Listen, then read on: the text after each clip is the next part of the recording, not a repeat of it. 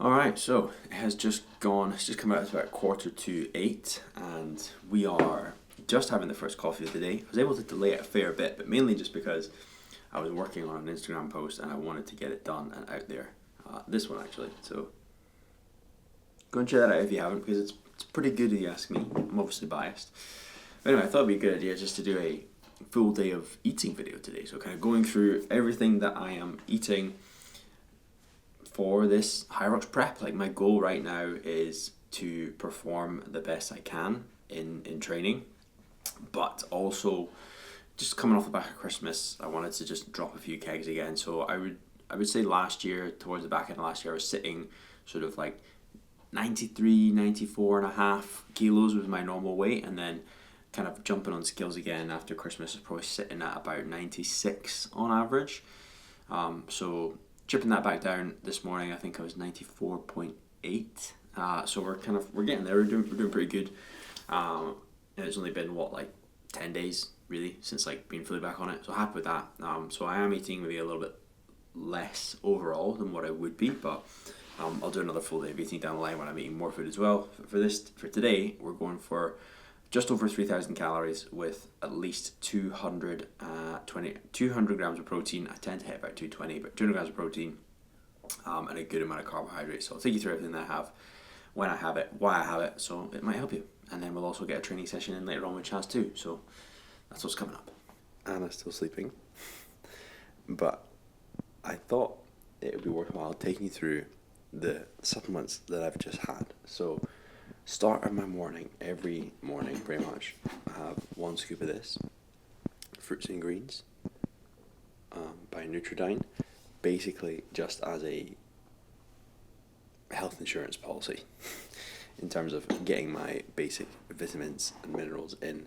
It's got pretty much everything you need in there. So one scoop of that with some water in one shaker, and I just down that first thing. In my second shaker, I then have a hefty scoop of creatine. I've been trying out basically double dosing creatine, so doing 10 grams a day, and I have one scoop of electrolytes in there as well. Then we'll just sip on this one throughout the morning, the creatine electrolyte oil, for about the first half hour of the day. And then I'll come back down and I'll make a coffee later on. And then I have my little pill supplements with my creatine stuff that I just had there.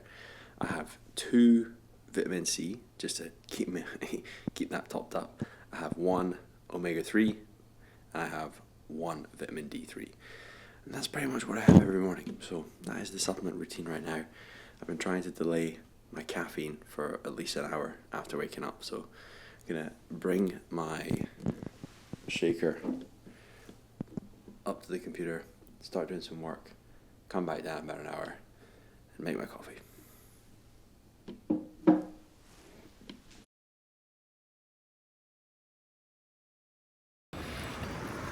So just taking out Dudley for, can't see him, a little walk for his pee and his poo in the morning, and I thought I would take this opportunity to talk a little bit about my philosophy around nutrition. So obviously, as I mentioned, going through a little bit of a fat loss phase just to kind of tidy up a little bit post Christmas, and even when I'm not, like, my philosophy around nutrition is very much the same, where I eat high protein, I eat mainly whole foods. You know, there's not really that much processed stuff. Like, there's definitely some, but there's not that much.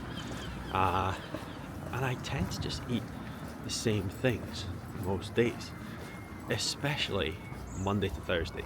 Like, Monday to Thursday, I could probably pretty much arguably say I eat the same thing. Now, not necessarily every week Monday to Thursday. Like, this week Monday to Thursday will all be the same. Next week Monday to Thursday will probably be the same. But outside of that, I just don't really feel like I need any more variety, because it fuels me for my training. I like the taste of the foods I eat. They're not just like really, really boring and bland. And it does the job. It's the right calorie content, the protein content, and everything for me to perform well and get the results I want right now. So I don't feel like I need to change it. And sometimes people say, oh, I couldn't do that, I need more variety in my diet. It kind of annoys me, because I'm like, look, I get that you like having different meals, that's fine, but if you actually want to lose the weight or perform better as much as you say you do, then you can just fucking eat the same thing. It's not that big of a deal. So for me, it's all about keeping it simple, convenient, and just easily repeatable. So if I can do that, then I'm absolutely on to a winner.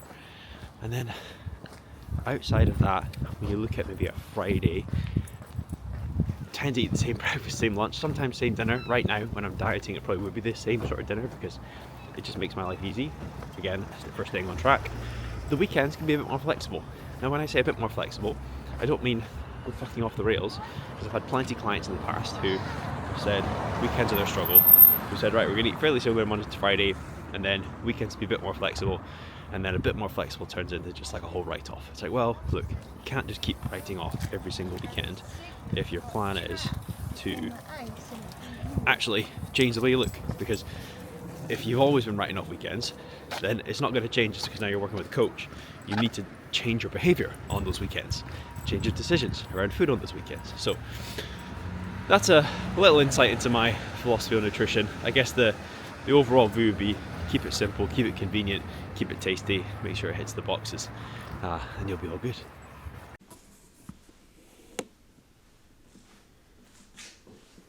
You excited to see me? You excited to see me? Oh, your tail stopped.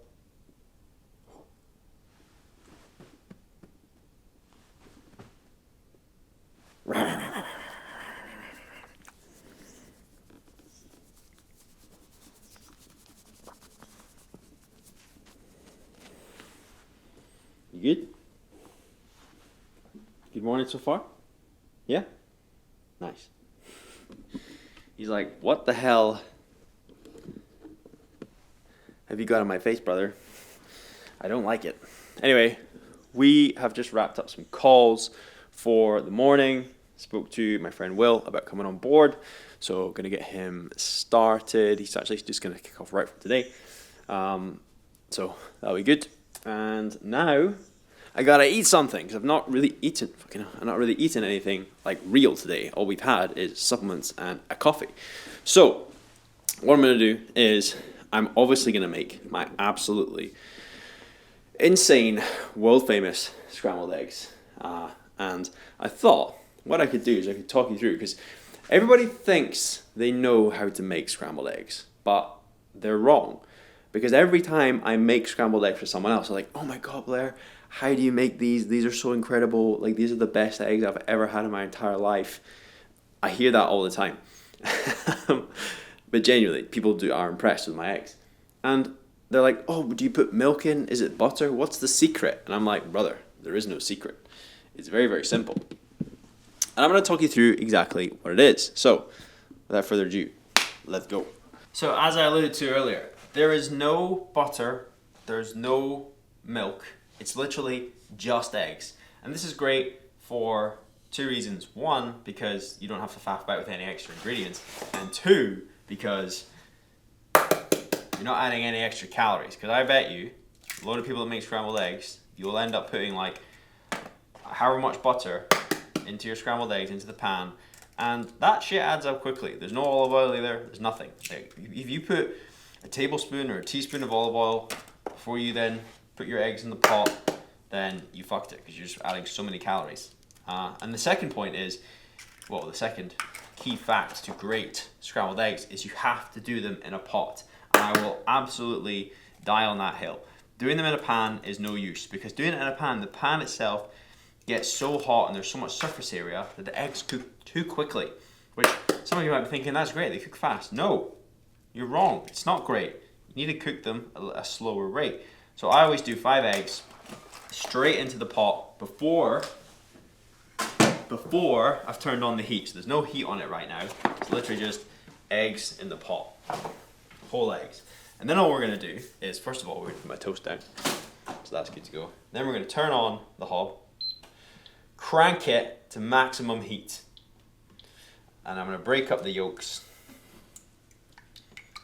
and just give them a good mix. There we go. So that's it. It's really simple. I've just got raw scrambled eggs, raw eggs whisked up in my pot. But now it's gradually going to heat up and we're going to start cooking, and that's it. And I'm just going to make sure that I can pretty much continuously stir it. Obviously, you want to make sure you've got a pot where the egg's not going to stick to it too much, but if you just continuously move it around every now and again, you know, don't let it rest for too long so the bottom cooks and it gets all different, blah blah blah. As long as you keep moving it, you should be good. So that is the secret to scrambled egg. I'll show you the finished product. I'm literally just going to be stood here for maybe the next 10 minutes or so, just essentially doing this.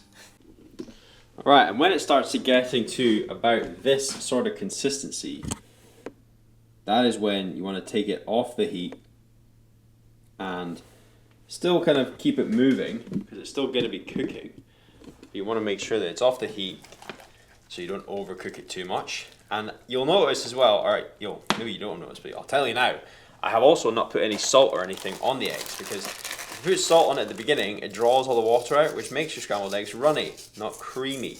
So what I do at the end is I then, just before they're finished cooking, will put the salt on the eggs and then just mix that through. But I mean, come on, look at that, people. That is incredible. That is, you would think that there's loads and loads of butter in those eggs, of how creamy they are. But it's literally eggs, and now I've just added a bit of salt. It is absolutely fantastic. It doesn't get much better than that. And there we go. That is the finished product. How awesome does that look? Come on, people. That looks incredible. If I can get it in frame. Come on. I don't know of many people who will make better scrambled eggs than that. Absolutely insane. So, meal one of the day, proper meal one, first kind of real calories of the day are this: 5 eggs, 4 bits of toast, about 200 grams. I put butter on 1 bit of toast, so about 5 grams of butter there. And that's pretty much it. And then outside of that, it is now 11:15. So 11:15, first meal. I like to push my meals back, especially when I'm kind of going through a bit of a fat loss phase, because it just suits me quite well. You know, I don't train until about 1 o'clock, so I'll have this now, a little pre-workout snack in about an hour time, and then we will go hit the gym. But yeah, 5 eggs, 4 pieces of toast, 200 grams of sourdough, and 5 grams of butter to kick off my food for the day. And this is always the best meal of the day. Alright, this is another time out with Dudley, and we have a banana. I think I underestimated how difficult it might be to hold the dog, hold the camera, and eat a banana, but we're going to try. So anyway, it's now about 45 minutes before I'm starting to train, and I figured I need to walk him, so I'm going to take him to the park, throw the ball for a bit, and bring him to the gym, and just bring him in the gym and just tie him up in the corner, and he'll watch me train. But yeah, I need to eat this banana like now, so it has time to digest. And people ask me sometimes, what's the best pre-workout? I'm like, honestly, a banana is pretty good, because it's going to be about 100, 120 calories, what, 40 odd grams of carbs, maybe 20 to 40 grams of carbs. Quick digesting, does the job, tastes pretty nice. No prep required. So, try.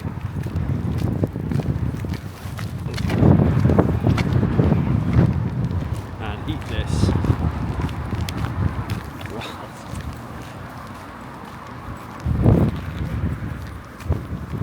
Making this all balanced. Who said men cannot multitask? Okay, I've opened this banana in potentially one of the weirdest, most retarded ways possible, but oh my god, the gimbal is freaking out. Look at the state of this, ready?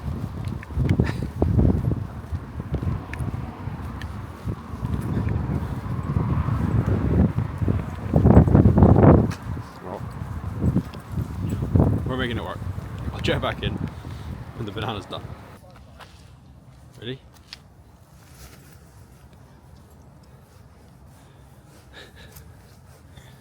Dudley, bring it here. Bring it here. Dudley, come here.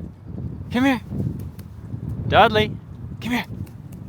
Whilst he's away doing that, I feel like the last clip probably made absolutely zero sense. But what I was trying to say was, I had a banana for my pre-workout about 45 minutes before go time, because I was running out of time, to be honest, and I knew I had to take him for a walk, so I thought, right, let's take him to the park to do exactly what we're doing now, throw in the ball. And I said, I'll eat up my banana on the way. Underestimated how difficult it would be to hold a dog, undo a banana, and yeah, and just go about all that. And it was super windy, so, and film at the same time. So anyway, so probably not ideal. But anyway, here we are. So banana has been eaten, and people sometimes ask me, Blair, what's a good pre-workout snack? How can I make sure that I have something before I train to get the most out of my training, and so I don't feel like I'm kind of running on empty? And really, a banana is a great option. Like, I don't know why people would underrate it. It's so simple, people overlook it. It's quick acting carbs. It's probably, depending on the size of your banana, maybe like 80 to 120 calories. You're getting 20 to 40 grams of carbs, which is kind of exactly what you want pre-workout. So a banana is always a good shout for that. Typically, I would also add in 2 crumpets with honey, but because I had my eggs probably a wee bit later than what I normally would today, I just didn't feel like I needed to. So just the banana. We're going to finish throwing the ball for him, and then we're going to go train. We've got a good erg session today. Dudley Jacks. Saw your transformation the other day, Dudley. You didn't reverse diet. He didn't get the reverse diet protocol correct, and now he's put the weight back on. Lost his mass. Came off his DRT.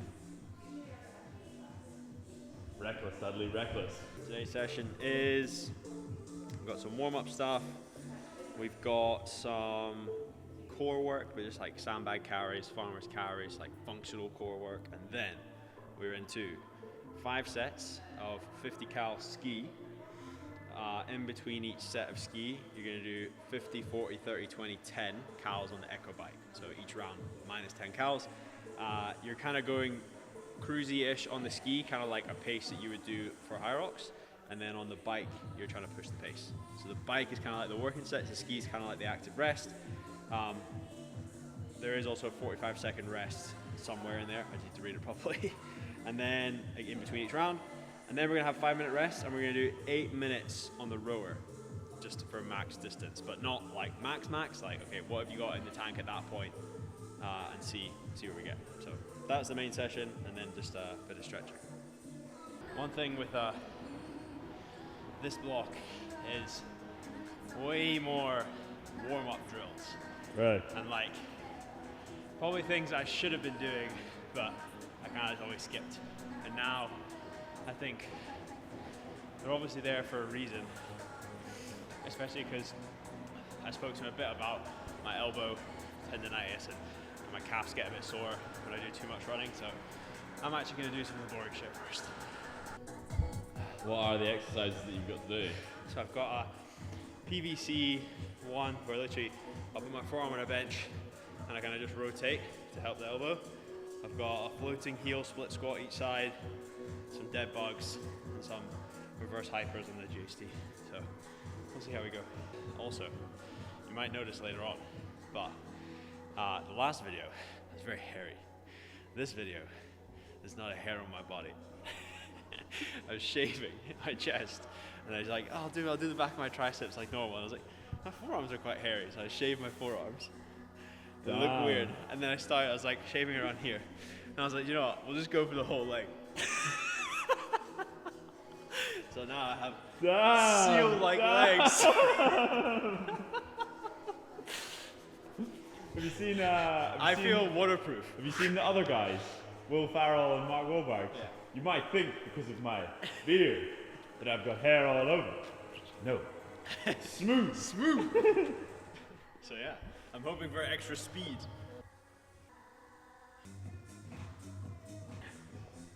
So when I was in my early 20s, I used to get quite a lot of back issues. So I would avoid deadlifting, and the only back I would train would be like lat pull downs and machine work. And it wasn't until I actually started training my core properly, doing some carries, where I actually then was able to get stronger on my deadlift, which has since made my back even stronger as well. So doing loaded carries, something in the front, farmers carries, overhead carries, you're just gonna challenge that core and build up the strength. So it's 50 cal ski erg at projected 1 hour pace. That is definitely projected because I've never done ski erg for 1 hour. 42 SPM, interesting. Damper 2 to 4 is what we said last time. And then in between each round of ski, 50, 40, 30, 20, 10 echo at projected 5-minute max cal pace. But then obviously progressively faster as the calories decrease. 45 seconds between rounds for a rest, not really a rest, but yeah, 5 sets of that. And then we rest 4 minutes and we're into the rower. So we'll get everything set up and then we'll start. Yeah, I never let nobody with no motion try to hold me. I'm an OG, and that's the old me. The way I'm sitting nowadays, the money stacked 9 ways. I'm sipping on a latte, why they all call me bougie, bougie, bougie. I don't want no prayers from no haters, probably waiting on my downfall. Mad that we made it in my wins on time. Why you trying to delay it? And they say it's authentic, but they wins look plated. They fake though, and I need all my cheese. Queso, provolone, to get all of my dogs out the trap like Home Alone and Crease. Come on, baby. I really got no option. Standing Come on, on baby. business.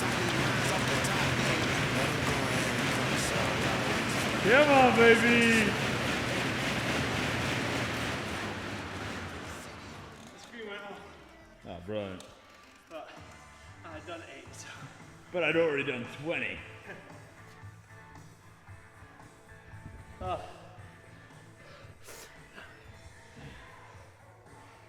How was that? Yeah, hard. Just this.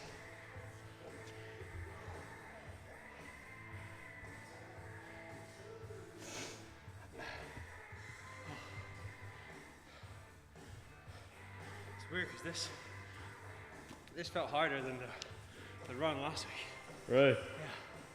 I don't know if it's just how I feel today, or I don't know, but that was hard. The ski was fine. The ski just kind of go through. I think I was about between 2:45 and 3 minutes every ski for the 50 cals, which was fine. And then I was like, for the 50, 40, 30, 20, 10, it's like 70, 70, 72, 78, and then max. Only RPMs. So now we've got 4-minute rest, and we've got 8 minutes just on the rower for not like for distance or for calories, just at like a aerobic pace, meant to be focusing on form. Focusing on form now that I'm a bit fatigued, so it'll be harder to keep good form, so just focus on good form. Accumulate some distance. Oh, yeah? So one of my biggest pet peeves is when I go to a commercial gym and the damper on a rower or a ski is set to 10. That's not making you work harder, that's just inefficient. You probably want it somewhere between 4 and 6 is your safest bet. Yeah, I never let nobody with no motion try to hold me. I'm an OG, and that's the old me. The way I'm sitting nowadays, the money stacked 9 ways. I'm sipping on a latte, why they all call me Oh, all right, session done. So 8 minutes in the rower to finish off. Nice and cruisy. That was by far the nicest part of the session. That was good though. I think I say it every week. I underestimate how hard some of the sessions are going to be, but this one definitely was harder than I thought, which is a good thing because it gives me even more faith that my plan of not running so much but testing my fitness outside of running and then running hard when I do run is going to get me sub 60. So what does the training week look like now? So now the full training week is Monday lower body, Tuesday I've got a tempo run and upper body, Wednesday session like this, Thursday lower body, Friday upper body, and then more assault bike intervals to finish, and then Saturday is a big Hyrox session which has some hard running in it as well. Sunday rest. Happy days. All right, so we've got 2 crumpets with honey, 20 grams of honey in total. Now, typically I'd have this pre-workout because again, it's just a really good, quick-acting carbohydrate source to have before a session. But because I didn't have time today, it just didn't really work out timing-wise, I'm having it now. It's equally as good post-workout, to be honest, because you want something that's going to be quick to digest, somehow my teeth, quick to digest, and going to replenish the glycogen stores nice and quickly. So after a session like what I've just done, which is quite high output, high intensity, you want to make sure you're replacing your glycogen stores nice and quickly. Not like if you don't do it within the hour, you're going to lose gains or anything like that, just more so from a standpoint of you're going to feel better for doing so, and your body's probably going to be able to adapt better from the training you've just done if it's better fueled afterwards. So it doesn't need to be a massive rush, but try and get some good carbohydrates in post-session like that. Obviously you want some protein as well, but that's going to come my main meal in a second. You'll have some chicken, broccoli and rice after this, the bro meals. And I'll talk more about that when I sit down there, but overall right now we're just getting some carbs in to get the recovery process kicked off. The only thing about full day of eating videos is I feel like I film them all from the same angle. This is all I've really got. Anyway, lunchtime, late lunch. It's only now, it's 3:45. I tend to have a late lunch because I just, as I say, push all my meals back in the day. So I'm very lucky because Anna meal preps all of my lunches for the week. She does hers and then she just kind of dots mine on top of the same thing. So I've got some rice here. Don't even know if this is going to be enough rice actually, but we're just going to have everything that's left and make do. So I wanted 250 grams of rice, but it looks like I'm only going to get about 180. But that's fine. We'll just make do with that today. We've got 182 grams of rice. What I like to do is then kind of break off the clumps.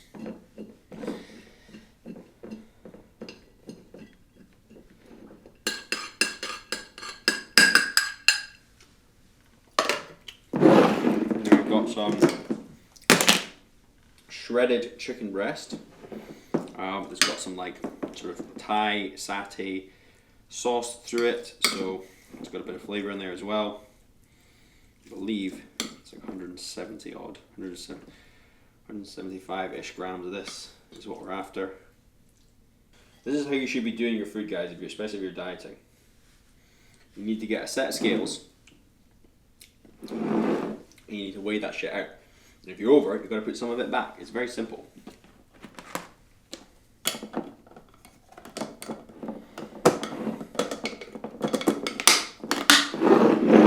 So clients, if you're watching, I do this too. I get the scales out, I have to weigh it all. I do think that if you can prep your food, even just to the extent of this is prep for me, so all I had was a Tupperware filled with rice that we cooked in the rice cooker, a Tupperware full of chicken. That's meal prep, right? But it's so simple, and then all I have to do is do this on the day. I've got my broccoli over there that I'm going to add to it. I've just cooked fresh. I'm going to heat this up, add the broccoli, and the meal's good to go. So now I'm just going to sit, enjoy this meal, and then we've got a couple other calls later on today in about 40 minutes, and then another one about an hour after that. So we've got that, and yeah, today's been good so far. Other than this meal, we've just got my final two, but I will keep you posted as to what they are when I have them. After this, I'll be kind of fully refueled once again after training, feeling good. So just make sure that if you're doing just a weights only session, I would probably say you can get away with just having some protein afterwards if the intensity is not mega high. But if you're doing something like what I've just done or a run, you do want to make sure you're getting some sort of carbohydrates in not too long after you finish the session for two reasons. One, because I think that if you don't, then you're going to get really hungry later on, and that was when it becomes really difficult to manage your hunger level. But two, to replenish the glycogen stores, as I said, and make sure that you're going to have been able to take the most from the session itself. Oh, look who's here. Look who's here. You heard the camera come on, and here you are. What's that about, brother? Did you hear the camera come on? So, speaking of nutrition, he's definitely just come upstairs because he wants his dinner. That's why you've come upstairs, because you don't come upstairs normally. You come upstairs because you want your dinner. I think that's what you want. And now you're not going to leave me alone until you get it. But it's too early. 25 past 5. We've got to wait till at least 5:30. 25 minutes.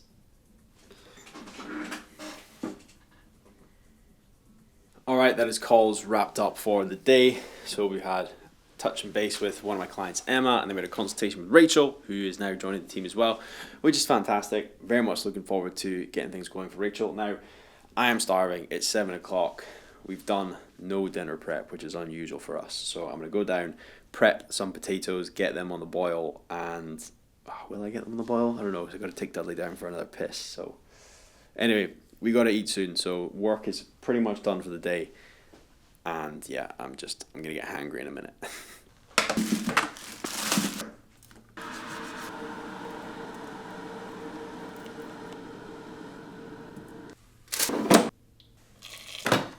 Alright people, there it is. Dinner is served. How bloody good does that look? Insane. So, we've got chicken breast with potatoes, and we have, that's not going to settle, chicken breast with potatoes and like a Mediterranean vegetable mix with some, like mixed through some pasta sauce. So that's what we're working with right now. For me, it was about 300 grams chicken breast raw. The sauce, I can't remember exactly, and I made that on Monday. And then the potatoes is about 300 grams of potatoes. So this is going to be a very good meal. This is like the ultimate food volume meal. So if you're dieting and you feel like you're hungry all the time, I mean, you're going to be hungry sometimes, but part of it could be to do with the food that you're eating is just really low volume. So things like pasta and rice are great, and obviously to an extent they fill you up, but potatoes fill you up way more. Chicken breast will fill you up more than chicken thighs because you can have more chicken breasts versus chicken thighs for the same amount of calories. So that's why we're going for a meal like this. Meg on the volume, great on the macros. I'll do a run through now actually of like total macros so far. Well, not so far, but like what I'll be consuming for the day. I think I told you at the start it's going to be about 3,000 or so, but I'll have made a few tiny wee adjustments as we've gone through. So we're looking at, for the day, check. Like that's pretty rare. Bang on 3,100 calories, 237 grams of protein. It's gonna focus. 386 grams of carbs and 66 grams of fat is what we're working with today, because the only meal I have left is one after this, which I will show you in the next clip. But for now, I'm still at the gym, but I'm not going to wait for my dinner to get cold, so I'm going to get stuck into my chicken and potatoes. Look at that. Incredible. Absolutely incredible. It's not going to focus. Oh well. One more quick side point. I said earlier in the video that my approach to nutrition is simple. High protein, keep things whole foods, make it tasty enough that you want to eat it, and make it repeatable enough that you're not making it super inconvenient for yourself. So I think this is a really good example of that. Like, this is pretty much all whole foods bar the pasta sauce that we use for the vegetables. And I think people overcomplicate their nutrition and think they need to add too many different elements to it when they really don't. And actually, more often than not, if you can cook with fewer ingredients, if your goal is, to look good and perform well on a daily basis, like if you can cook with fewer ingredients, stick to sort of higher volume foods, have larger meals and less snacks, like you're going to be on to an absolute winner. So this meal is going to tick all those boxes, and yeah, I just wanted to share that. So I'm going to enjoy the meal, and then I will show you my final one of the day. In the winter, we switch from the creamy to oat sachets. So that is the final meal of the day, my double oat sachet. I like the Ninja Creamies. I like rinsing them as much as I can, but when it's cold outside, I've been enjoying a warmer bowl of oats for my last thing before heading to bed. Well, about an hour or so before bed. But that has been my full day of eating for 3,100 calories. I can't remember, a lot of protein, like 230 or something like that, to help me shift a few kgs and fuel my sessions for Hyrox. Hopefully you've taken something from this. I've tried to talk through a bit more about why I ate certain things pre-post training, how kind of my take in general on nutrition, and kind of how I fit it all together. But yeah, it's been good. If you want more videos like this, don't forget to comment, let me know, and then don't forget to subscribe so you don't miss the next one. And other than that, I will see you in next week's video.